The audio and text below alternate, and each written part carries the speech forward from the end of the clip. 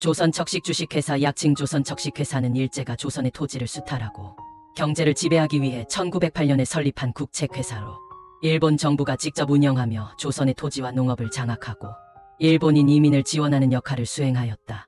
1910년 한일병합 이후 조선의 경제적 수탈을 강화하는 중심 기관이 되어 특히 1910부터 1918년까지 진행된 토지조사 사업을 통해 조선의 토지를 대량으로 빼앗아 일본인들에게 제공하였다.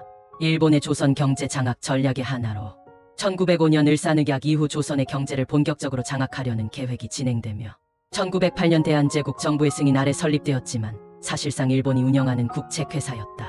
이후 1910년 한일병합으로 조선이 완전히 일본의 식민지가 되면서 토지 수탈과 경제 수탈의 핵심 기관으로 성장하였다. 일본 정부는 조선의 땅을 빼앗아 일본인 농민들을 이주시켜 정착시키려 하였고 조선척식회사가 이 역할을 담당하면서 조선 농민들을 몰아내고 일본인 지주들에게 땅을 제공하였다.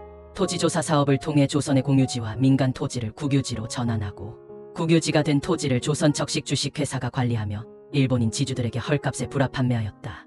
조선 농민들은 자신의 땅을 잃고 소작농으로 전락하였다. 일본인 농민들이 조선으로 이주하면 척식회사가 이들에게 농지를 제공하고 정착을 돕는 역할을 수행하고 조선 농민들은 소작농이 되어 높은 소작료를 내면서 생계를 유지해야 했다. 1920년부터 시작된 산미증식 계획과 연결되어 조선의 쌀 생산량을 늘리고 그 쌀을 일본으로 반출하였다. 조선 농민들에게 쌀을 더 많이 생산하도록 강요했지만 정작 그 쌀은 일본으로 반출되었고 결과적으로 조선인들은 식량 부족에 시달리게 되었다. 조선척식회사는 농업뿐만 아니라 금융업에도 개입하여 조선 농민들에게 고리대금 높은 이자율의 대출을 제공하고 조선 농민들이 빚을 갚지 못하면 토지를 빼앗아 일본인 지주들에게 넘기는 역할을 하였다. 조선의 광산, 공장, 철도 사업에도 투자하여 경제 전반을 장악하였다. 1945년 광복 이후 미군정이 조선척식주식회사를 해체하고 이 회사가 보유했던 토지는 1948년 대한민국 정부의 농지개혁에 의해 조선 농민들에게 분배되었다. 조선척식주식회사의 수탈은 조선인들의 생활을 피폐하게 만들었으며 항일 독립운동의 중요한 원인이 되었다.